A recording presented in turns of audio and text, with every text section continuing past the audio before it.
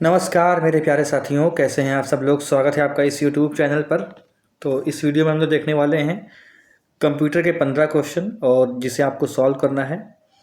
15 question आपके paper में आने भी हैं और आपको बता दें कि अधिकतम आप लोग जो है कंप्यूटर के अगर सेक्शन में देखें तो अधिकतम आप लोग 15 के 15 क्वेश्चन अटेम्प्ट कर सकते हैं।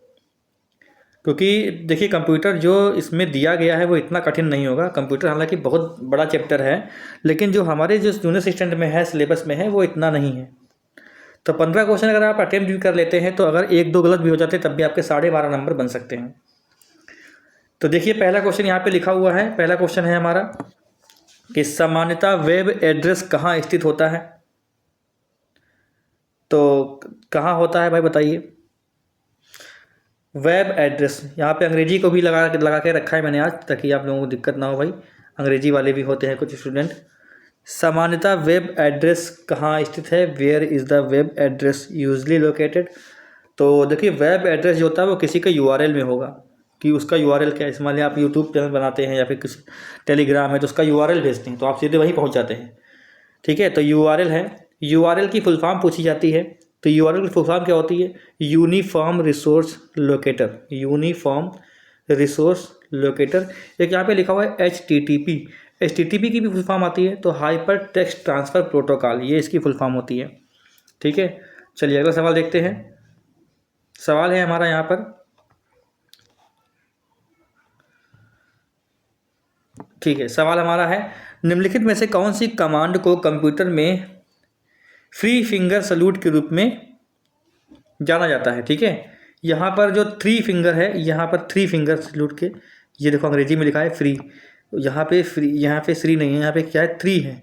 विच of the following command is known as 3 finger salute in computer. तो यहाँ पर आपको बताना है क्या होता है, बताइए भाई। तो इसका उत्तर क्या हो जाएगा। इसका उत्तर हो जाएगा कि कंट्रोल आल्ट प्लस डिलीट। ये इसका राइट आंसर है, control plus alt plus delete. सवाल देखिए अगला क्या हो जाएगा। अगला सवाल है हमारा कि अंग्रेजी वाला आप देख लीजिए, फिर इसको आप आगे बढ़ाते हैं। देखिए यहाँ पर पढ़ते हैं हम लोग, वरना फिर जो है वो छोटा हो जाएगा ये। तो देखिए निम्नलिखित में से नेटवर्क की सिक्योरिटी से संबंधित कौन सा विकल्प यानी फीचर यूजर्स के नेटवर्क के दौरान अनाधिकृत प्रोग्राम और इंफॉर्मेशन यूज करने से रोकता है। तो ऐसी एक व्यवस्था की गई है कि भाई कोई अगर आसपास कोई अनाधिकृत अगर कोई हैकिंग वगैरह करने चाहता है तो उसको जो है वो रोक देता है वो चीज़। ठीक है, तो रोकने का काम को क्या करता है, फायरवॉल।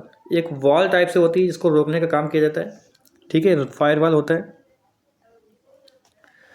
चलिए अगला सवाल देखते हैं।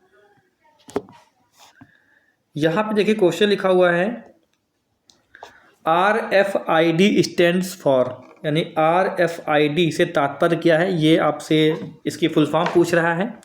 तो इसकी फुल फॉर्म क्या होगी ये आपको बताना होगा। क्या होगी इसकी फुल फॉर्म RFID। तो इसकी फुल फॉर्म है रेडियो फ्रिक्वेंसी आइडेंटिफिकेशन। ठीक है, रेडियो फ्रिक्वेंसी आइडेंटिफिकेशन, ये इसकी फुल फॉर्म हो जाएगी। ठीक है, अगला सवाल देखते हैं। सवाल देखिए यहाँ पे अंग्रेजी में लिखा हुआ है, आप इसको रोक के पढ़ सकते हैं। ठीक है, यहाँ पर हम आपसे बताते हैं कि यदि कोई कंप्यूटर दूसरे को डेटाबेस सेवाएं प्रदान करता है तो इसे के रूप में जाना जाएगा। तो इसे ऐसे यहाँ पर रिक्त स्थान है। ठीक है, इसे के बाद रिक्त स्थान है। यदि कोई कंप्यूटर दूसरे को डेटाबेस सेवाएं प्रदान करता है तो इसे किसके रूप में जाना जाएगा। किसके रूप में जाना जाएगा बताइए। तो इसका उत्तर क्या हो जाएगा, डेटाबेस सर्वर। ठीक है, सवाल देखिए अगला सवाल है हमारा, भारत का पहला सुपर कंप्यूटर पूछ रहा है भाई। भारत का पहला सुपर कंप्यूटर कौन सा है। बहुत अच्छा क्वेश्चन है।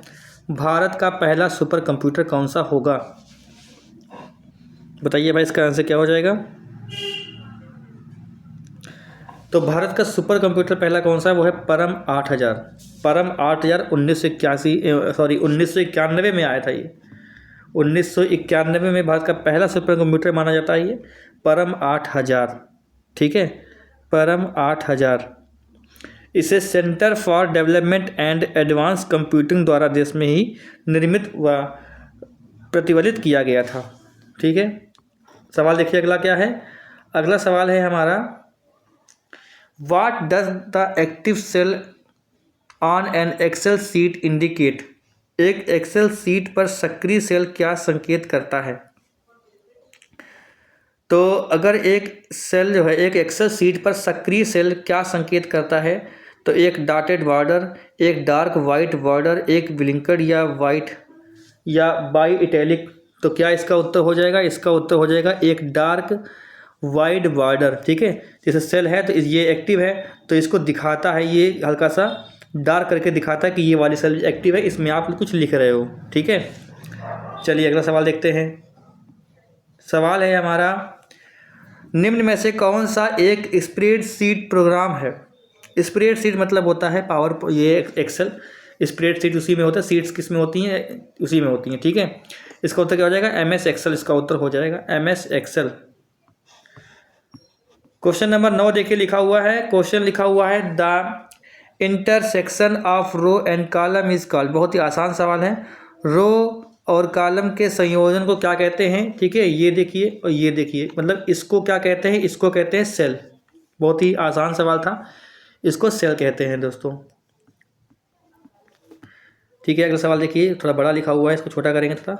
पहले आप अंग्रेजी में देख लीजिए, लिखा है with which generation of computers did the issue of integrated chips and ICs begin. अब बड़ा कर देते हैं इसको, यहाँ पे लिखा हुआ है इंटीग्रेटेड। देखिए इंटीग्रेटेड चिप्स या आईसी का प्रोग्राम कंप्यूटर की किस जनरेशन में आरंभ हुआ था। देखिए ऐसा था, पहले वैक्यूम ट्यूब आए थे किसमें, फर्स्ट जनरेशन में। फिर उसके बाद जो है ट्रांजिस्टर आए थे वो किस में आए थे, दूसरी वाली में। तो तीसरी इसका आंसर हो जाएगा, तीसरी में जो है वो जो है इंटीग्रेटेड चिप्स आ गए थे, यानी ये आईसी बोलते हैं इसको। ठीक है, चलिए अगला सवाल देखते हैं। सवाल है हमारा यहाँ पर कि which of the following as another name used for a group of 4 bits. निम्नलिखित में से 4 बिट्स के एक समूह के प्रयुक्त होने वाले का दूसरा नाम बताओ। तो 4 बिट्स बराबर क्या होता है बताइए भाई। तो 4 बिट्स बराबर क्या होता है, एक निबल। ठीक है, 4 बिट्स के समूह को एक निबल बोलते हैं। ठीक है, और 8 बिट के को क्या बोलते हैं, एक बाइट बोलते हैं। ठीक, चलिए अगला सवाल देखते हैं। सवाल है यहाँ पे 12वां सवाल है हमारा,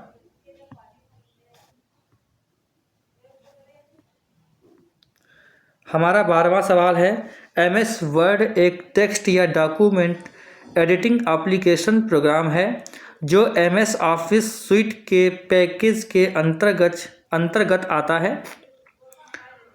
निम्नलिखित में से कौन सा विकल्प MS वर्ड से संबंधित नहीं है। तो यहाँ पे बहुत आसान सवाल है, एंटीवायरस नहीं होगा। ठीक है, पेज लेआउट होता है, मेलिंग्स होता है, फॉर्मेट पेंटर होता है, पर एंटीवायरस कहाँ होता है MS वर्ड में। बहुत सवाल आसान था, ये लिखा बहुत ज़्यादा है, उसमें लोग डर गए होंगे कि ये हो नहीं पाएगा।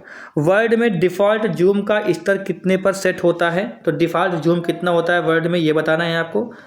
तो ये कितना होता है, 100% होता है। ठीक है, 100% होता है, 100% होता है। ठीक है, सवाल देखिए अगला क्या है। अगला सवाल है हमारा कि MS एक्सेल के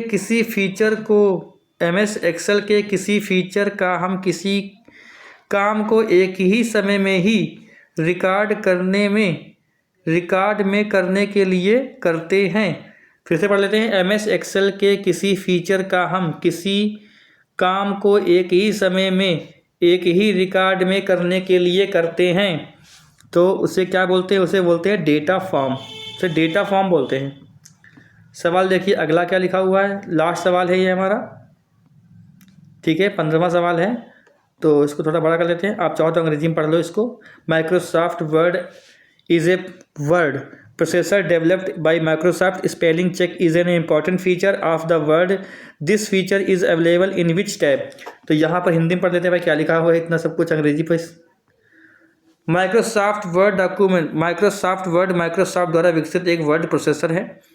स्पेलिंग चेक MS वर्ड की एक महत्वपूर्ण विशेषता, यह विशेषता किस टैब में उपलब्ध होती है? तो इसको हम कहते हैं, इसलिए कहाँ पे होती है? तो यहाँ पे ये रिव्यू जो ऑप्शन दे रखे हो, रिव्यू में होता है ये, ठीक है। स्पेलिंग चेक कर लेते हैं वहाँ पर। तो भाई ये हो गए पूरे 15 सवाल, और आप लोग बताइए कि कितने आपको इसमें से आते थे सवाल।